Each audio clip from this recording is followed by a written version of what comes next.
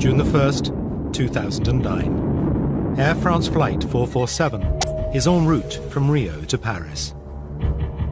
Then the plane vanishes over the Atlantic. I've lost an aircraft with 228 people on board. Aviation experts are baffled. Did the aircraft just go missing? Has it actually crashed? The plane is one of the most technologically advanced passenger aircraft ever to fly. For an A330 to have gone missing, it was kind of unthinkable. Clues to what happened to Flight 447 are frustratingly few. But now, recordings have been recovered from the cockpit.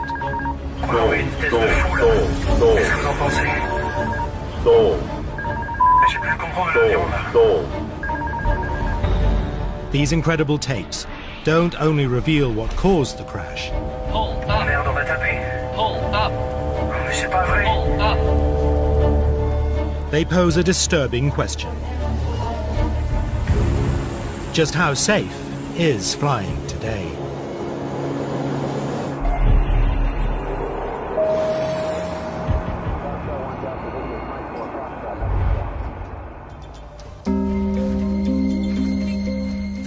May 2009, Rio de Janeiro, Galeão International Airport, 7 p.m. local time.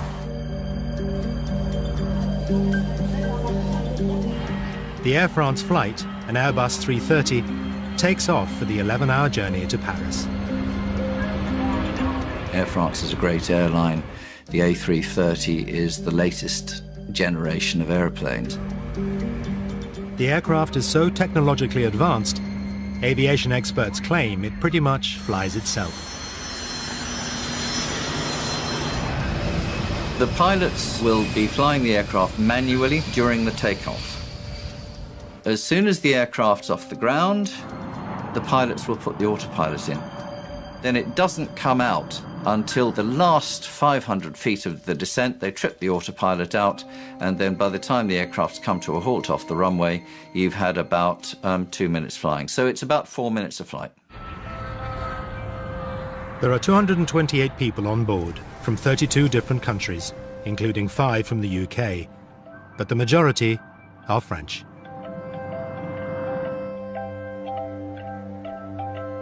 Caroline Soulas and her husband, Air France flight attendant Sebastian, have just enjoyed a 3-day break in Rio. Caroline got the opportunity to travel much because with her husband she went everywhere in the world, especially for Brazil. She went 3 times in Brazil. She fell in love with this country. Just before boarding Flight 447, Caroline contacts her mother, Corinne, at home in Paris. Before leaving Rio, it was about 7 o'clock, she sent me a text saying, it's a pity to leave Rio because it's so sunny. What's the time in Paris? It was the last text I had. 1:35 a.m. Flight 447 makes final radio contact with Brazilian air traffic control. Your traffic, my friend. Okay. The plane leaves Brazilian airspace and now flies into a radar dark spot in the middle of the Atlantic. The aircraft will be out of radar contact until it comes within range of Senegalese air traffic control. It was right in the middle of the big gap, in the middle of the ocean. And it was at a point where it was handing off between Brazil and Senegal. Most people don't realize that communications over the oceans are actually pretty spotty. And in this case, they were extremely spotty. 3:45 a.m. 2.5 hours after leaving Brazilian air control, Flight 447 still hasn't appeared on the radar screens in Dakar. They were slow to recognize, first of all, that the aircraft had gone missing. Senegal didn't sound the alarm very quickly. A search and rescue operation is scrambled to the last known position of the missing aircraft. In Paris, families and friends gather to meet the flight at Charles de Gaulle Airport. Passengers waiting for the aircraft flight 447. Corinne Soulas is at home, expecting her daughter to phone. But it is Caroline's father-in-law who rings. I receive a call asking me which was the number of the flight, because he has heard on the TV or on the radio that the plane has disappeared. And I didn't know that. So I began to be afraid. And when I saw every text on the TV or hearing the radio, I became folle, comment on dit? Mad. I became mad. Caroline's father, Robert, was working abroad when he heard the news. After I was alone on the earth, it was a great moment of loneliness. I couldn't imagine the loss of Caroline. It was not possible. Within hours of the disappearance, Air France makes an announcement. This is a catastrophe, undoubtedly. And we have lost an aircraft with 228 people on board. Flight 447 has seemingly vanished. No mayday, no trace on radar, no witnesses, and no sign of wreckage. Clues to what happened to Flight 447 are frustratingly few. There was so little information available initially. Did the aircraft just go missing? Has it actually crashed? Where was the wreckage? The crew showed no sign of alarm, because if they were seriously alarmed by something, they'd have made an emergency call to air traffic control, but they didn't. And the fact that there was no distress signal, what does that say to you? It could be, dare I say, a bomb or something like that. First thing people think about now, post-2001, is terrorist attack. When French intelligence officers check the passenger list, they spot names they suspect are linked to radical Islamic organizations. Only the wreckage could confirm or disprove the bomb theory, but they cannot pinpoint where the plane went down. The difficulties for Air France 447 were huge. Firstly, the aircraft crashed in an area where there was no radar coverage, so it was not possible to locate where it had hit the sea. So the search area was enormous. They were looking over an area of 17,000 square kilometers. On June the 6th, 5 days after Flight 447 disappeared, fragments of wreckage, along with 50 bodies, are discovered approximately 600 miles off the coast of Brazil. The find rules out a bomb. The plane was in one piece when it hit the water. The fact that the bodies that were found floating on the water came from many parts of the aircraft, as when they were identified, gives some indication that the aircraft was intact and the people were still inside it when it struck the water. But if an explosion didn't down Flight 447, what did? How can such a sophisticated, expensive machine have such a large, profound loss of life? There was a very strong hunger and need to know why it happened, both for the families and also for future safety. With over 600 Airbus A330s in daily service worldwide, it's vital to find out what caused the crash. The answers could lie in the plane's black boxes, but they are lost 2.5 miles down on the seabed. I want to know exactly why my daughter died. The reason why.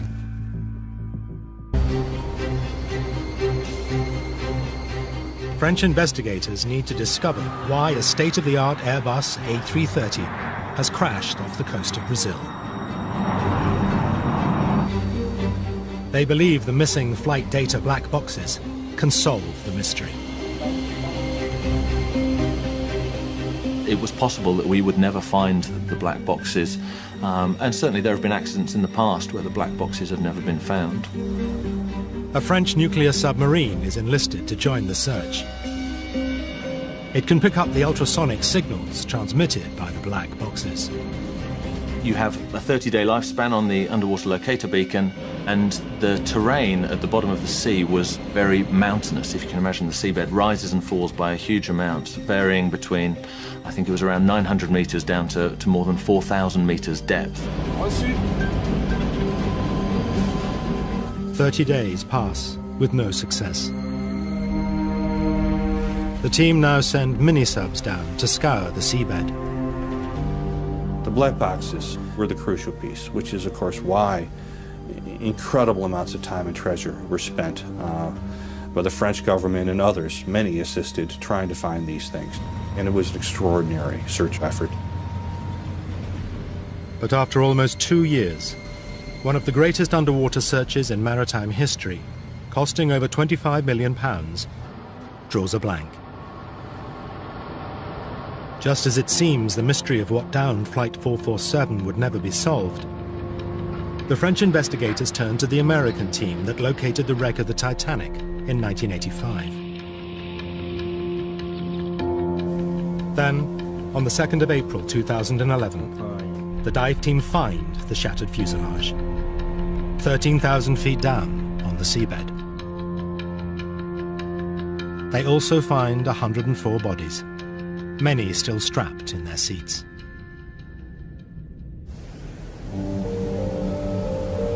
Quite a few of our families were literally kind of on tenterhooks waiting for a call as to whether their loved ones had been found.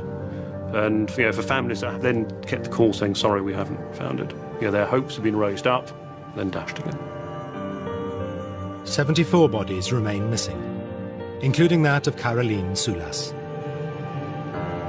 It was a nightmare, a new nightmare for a lot of families. But deep under the Atlantic, the divers are still searching the wreckage. Until, at last, they find what they are looking for, the black boxes. When they did find them, it changed everything, because now we started really getting a clear picture. The families and friends of the 228 people who died now have a chance to find out what really caused the crash. The black box data will unravel the precise sequence of events that led to the loss of the aircraft. The actual recordings have not been publicly released, but actors will read a transcript documenting the final, terrifying minutes leading up to the crash. Je crois qu'on va une vitesse de fou là. Qu'est-ce que vous en pensez? Remonte, remonte, remonte, remonte! Flight 447 leaves Rio and heads north, following the east coast of Brazil. In charge of the plane is Captain Marc Dubois, aged 58, with almost 11,000 flying hours under his belt. The second pilot is 37-year-old David Robert, who's clocked up over 6,500 hours. The third pilot is Pierre-Cédric Bonin, whose wife is also on tonight's flight. Age 32, Bonin, with just under 3,000 flying hours, is the least experienced member of the crew. Bonin is sitting in the cockpit's right-hand seat. His captain, Dubois, is sitting on the left. Robert is taking the regulation sleep break in the small cabin to the rear of the cockpit.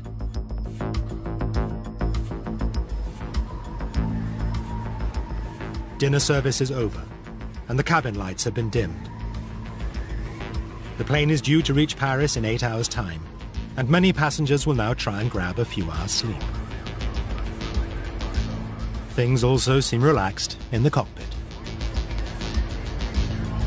Tout va bien? Tout va bien. Tout va bien? Pas de café, de thé? Tout va bien. Ça ira. À tout à l'heure. Merci.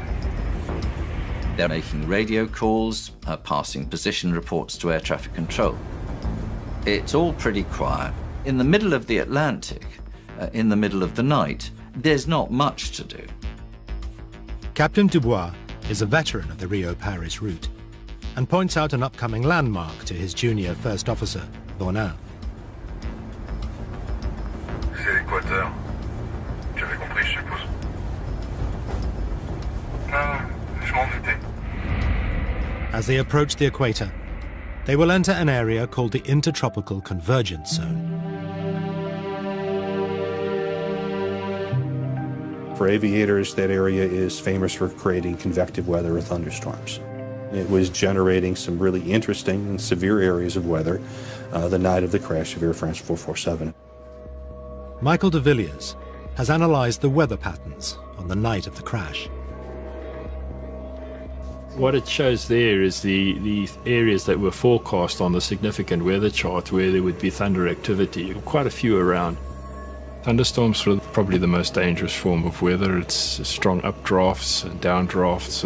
It can knock the aircraft around, can also cause structural damage if a thunderstorm is severe enough. You get icing, you get the hail, you get lightning, which can also damage an aircraft. Massive cumulonimbus storm clouds can extend upwards to 50,000 feet, too high for commercial planes to fly over. Sometimes you've really got to think about which route you're going to take and which headings you're going to take up to try and avoid them. But Captain Dubois seems unconcerned, and Flight 447 stays on course. On va pas se laisser emmerder par des cumulus quand même. Navigating around storm clouds it's not demanding. You look at them, if they're in front of you, you turn left or turn right and you fly round them. I mean, this is not difficult stuff.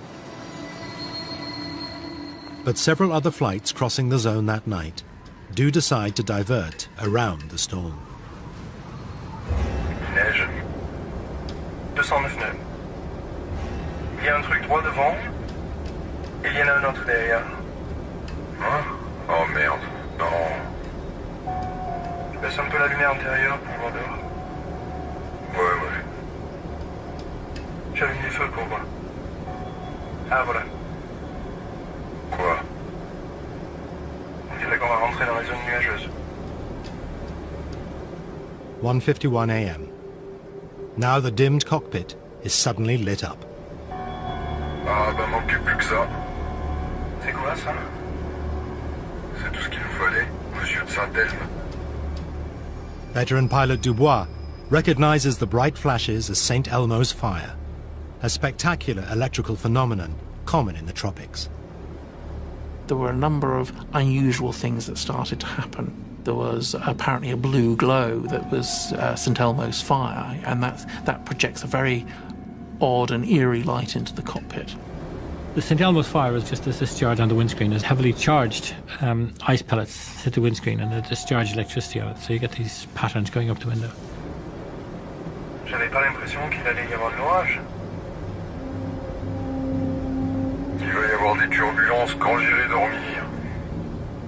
David Robert, who was having a break in the small cabin at the rear of the cockpit, will shortly swap places with Captain Dubois. Bon, bah y a plus qu'à le réveiller, hein, c'est ça? Before Robert arrives, Captain Dubois wants to establish who's going to fly the plane while he's on his break. Ouais, c'est qui le pose? C'est toi? Bon, il va prendre ma place. This means Bonin, with the least amount of flying hours on his record, will pilot the plane until the captain returns. If a captain is going on the break, you would have thought that the priority would have been to have the most experienced person in charge of the aircraft and sitting in the appropriate seat. T'as dormi? Moyen. T'as pas dormi? Il a dit moyen. Bon, allez, je me casse. Bon, ça va. Bon, les petites turbulences qu'on vient d'avoir, t'auras les mêmes après? I did find it interesting that for what I thought we were certainly the most busiest part of the flight in terms of weather avoidance, the captain decided to take rest for that. I would have thought that would be the bit the captain would want to stay for. The decision he made, in his mind, he was quite happy with it. In hindsight, us looking at it, maybe it wasn't the best decision. Minutes after Captain Dubois leaves the flight deck, the weather deteriorates. On va les appeler à la veille pour leur dire. Oui.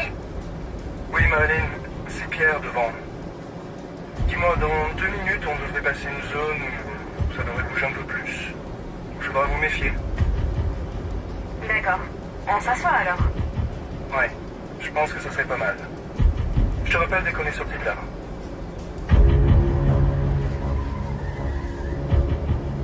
Vache, heureusement que c'était la 330, hein. C'est clair. Moins 42 degrés. Robert suggests changing course to avoid the storm clouds.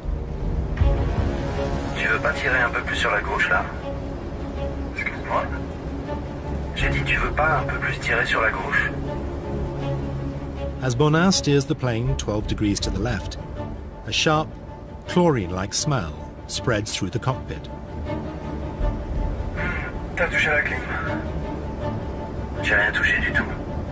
Si c'est pas la clim, c'est quoi cette odeur? C'est l'ozone. Robert, who's flown many trips across the tropics, instantly recognizes the strange smell. But it seems to startle his younger colleague. C'est quoi ça? C'est un rapport avec l'électricité? Non, l'ozone, c'est de l'air chargé d'électricité. Non. Ah non, d'accord. There were unusual smells in the cockpit. There were electrical disturbances and electrical phenomena around St. Elmo's fire and so on. So there are many things that can contribute to degraded pilot performance. 2:10 a.m. A loud sound is heard in the cockpit. Experts analysing the black box tape believe it's the sound of ice crystals hitting the aircraft. Then, an alarm is triggered. The alarm warns the crew that the autopilot has shut down and handed control back to them. J'ai les commandes. D'accord. Bonin is sitting in the right-hand seat and takes manual control of the plane. His more experienced colleague, Robert, is now effectively co-pilot. What the crew don't realize is that the plummeting temperature has caused ice to block 3 vital sensors, called pitos. The pitot system, which basically detects the speed of the air against the aircraft, ended up becoming blocked. Therefore, that effectively dropped to 0 and they lost all speed indication. The aeroplane, while it's in autopilot, suddenly said, "We know we're getting rubbish information here. We cannot deal with rubbish information, therefore we're going to trip the autopilot out and hand it back to the pilots. This is where they start earning their money." But it's not an emergency. It just means that there is no forward speed information. In theory, when the ice melts, the pitot sensors will work again. The drill is do nothing. Literally, just fly the aircraft, continue to fly it straight and level, leave the power where it is, because it's been working pretty well for you up until this point. If the crews touch nothing, the aircraft will remain fairly stable while they sort themselves out and get the aircraft into a safe flight configuration. In the case of Air France 447, there was almost an immediate reaction by the pilot flying, and that actually made the situation worse. We will absolutely never know why the pilot responded in the way that he did. Air France Flight 447 has flown into a storm, and its speed sensors have cut out. The plane's autopilot is shut down, handing control of the aircraft back to the flight crew. The captain is on a sleep break. First Officer Bonin is now flying the plane manually. His fellow officer, David Robert, with many more flight hours experience, is handling radio comms. J'ai les commandes. D'accord. Bonin controls the plane with a side stick. He had the side stick in his right hand, and he just yanked it backwards. In layman's terms, what the pilot flying did was pull back on the control stick, which caused a change in the pitch attitude to go nose up, causing the aircraft to climb. The black box data confirms why Bonin wanted the plane to climb. The aircraft instruments showed a loss of altitude of 400 feet or so. But when the speed sensors froze up, the instrument displays gave the pilots false readings of their speed and altitude. It was not an actual loss of altitude. It was only instrumental. It was false. It was wrong. Ça n'affiche pas la bonne vitesse. On a perdu la vitesse, c'est ça? You've got to rely on your instruments, and of course if your instruments are now faulty or telling you wrong information, then it's difficult to know where to take that, because you train to rely on these things. Bonin decides to trust the instruments. He pulls back the stick, and the plane starts to rise. The aircraft will go up quite rapidly. In fact, at one point it's climbing at 7,000 feet a minute, which is a very high rate of climb at that altitude.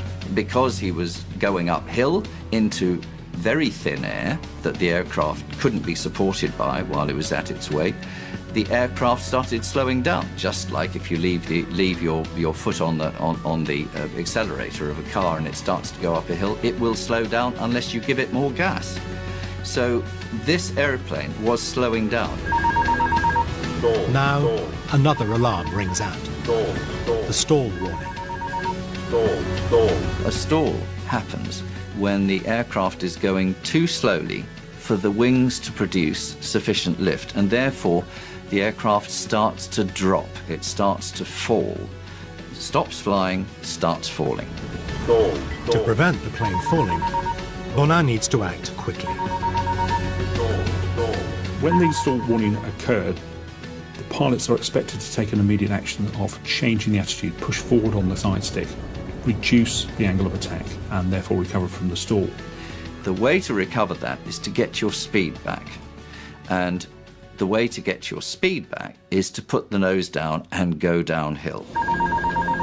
But Bonin doesn't put the nose down. He keeps the stick back, and the aircraft gains even more altitude, whilst continuing to lose speed. I'm only left to draw the conclusion that they didn't believe that the aircraft was stalled. The black box records show that one of the 3 speed sensors that had frozen now starts working again. Unfortunately, when the airspeed indications came back online, the aircraft attitude and various other parameters of the aircraft had changed quite dramatically. Now, some new sensors come back in with valid information that didn't look valid because everything else was so totally messed up. Fais attention à ta vitesse. Fais attention à ta vitesse. Ok, je redescends. Stabilise. Ouais. And that's really where things went from a very benign circumstance to a rapidly escalating, out-of-control circumstance. Robert presses the crew call button.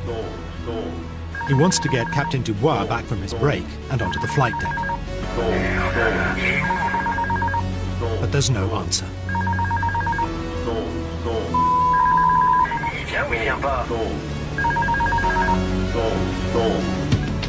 Air France 447 is now 7 miles above the sea and still climbing.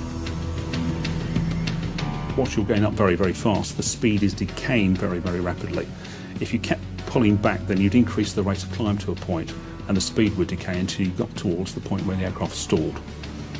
And then everything changes very dramatically. Now, at nearly 38,000 feet, Flight 447 starts to drop.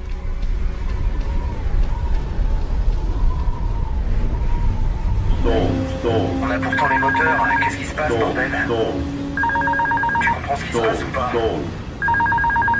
J'ai plus le contrôle de l'avion. J'ai plus du tout le contrôle de l'avion. Merde. C'est quoi là? Je crois qu'on va trop vite. Just under a minute after he was first called, Captain Dubois returns to the cockpit, taking the jump seat behind the younger officers.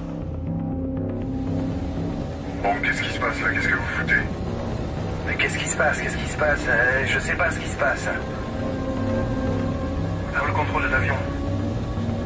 On a totalement perdu le contrôle de l'avion. On comprend rien. On a tout tenté.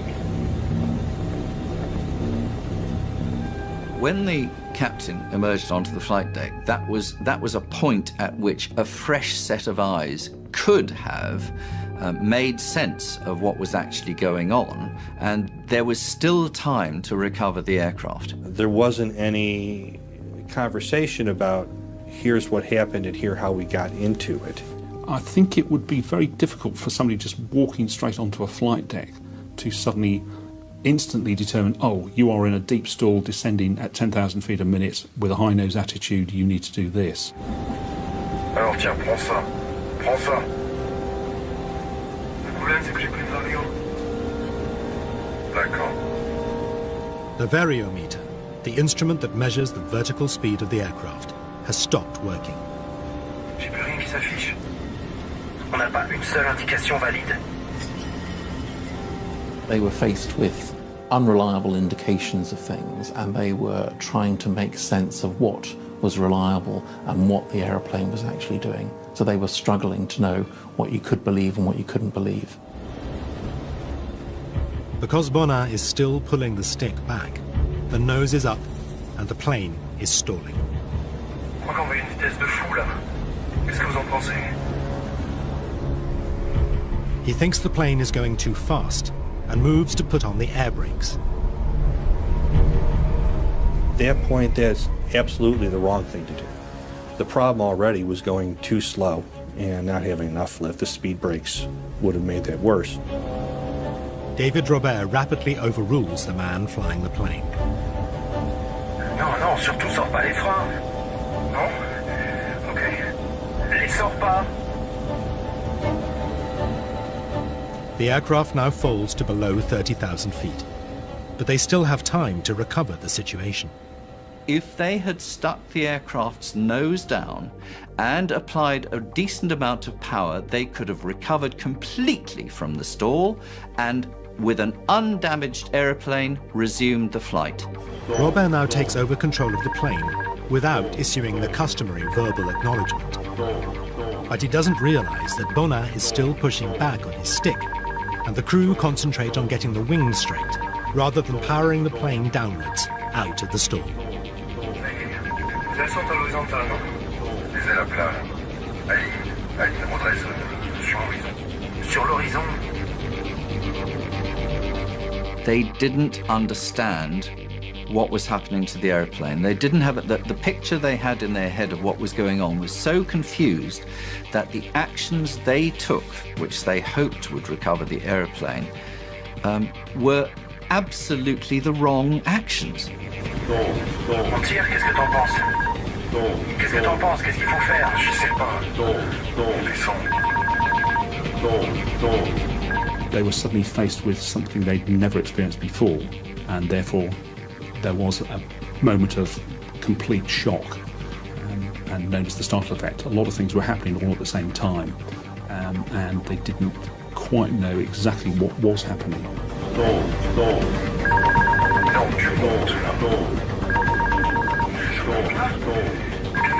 Alors on descend. Tu montes? Merde, c'est pas possible. We'll never know what was going on actually in the heads of those pilots. All we know is that they were confused. Exactly what picture they had of what was going on, we'll never know. The stall alarm, having rung 58 times, now cuts out. The computer stopped telling the pilots that the aircraft was stalled because it had gone into realms that the computer just didn't recognize. The computers have switched off. They've said, sorry, there's no information here that I can work with, so I'm out. The ocean is now just 20,000 feet below the rapidly descending plane. The aircraft went down that way with an average rate of descent of 10,000 to 15,000 feet a minute. That is quite a lot. And that means there was an awful noise. The aerodynamic noise was terrific because there was so much turbulence being generated by the wings. Robert thinks he is flying the plane, but doesn't seem to realize that Bonin is still pulling back on his stick and still keeping the nose of the plane up. Attends, moi j'ai les commandes. C'est moi qui ai les commandes, non?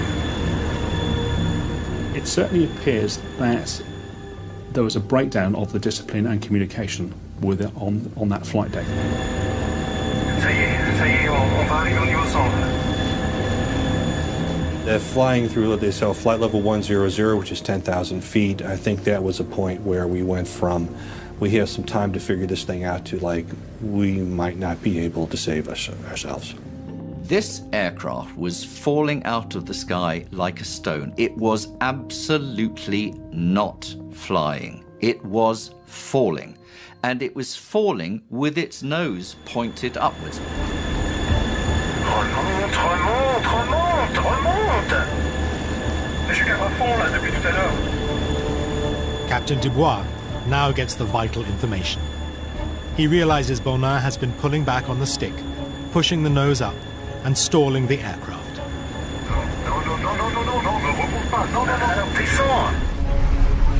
To get out of the stall, Robert knows he must get the nose of the plane pointing downwards. Alors donne-moi les commandes. À moi les commandes. Vas-y, fais les commandes. Attention, je cabre. Je cabre, je cabre. Je cabre. Il faudrait là, on est à 4000 pieds. Je cabre là.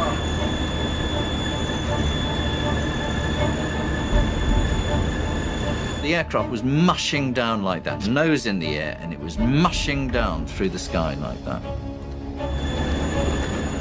As they near 2,000 feet, the aircraft's ground proximity warning system detects the ocean below, and a new warning sounds. Pull up! Pull up! Sink rate! Pull up! Pull up! Allez, on tire. On tire, on tire, on tire. Pull up! On va taper. Pull up! Mais c'est pas vrai. Pull up! Qu'est-ce qui se passe? 10 degrés d'assiette. The recording stops at 02 hours, 14 minutes, 28.4 seconds.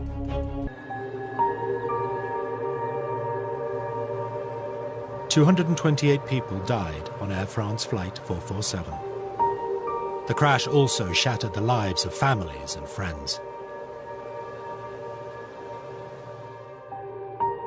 Sebastian Vedovati and Caroline Soulas met in 2003 on an Air France flight to San Francisco.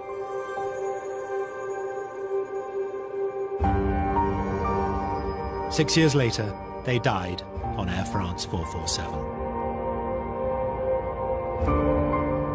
I love this picture because we can see their rings. And I've got the same ring. They were in love with each other.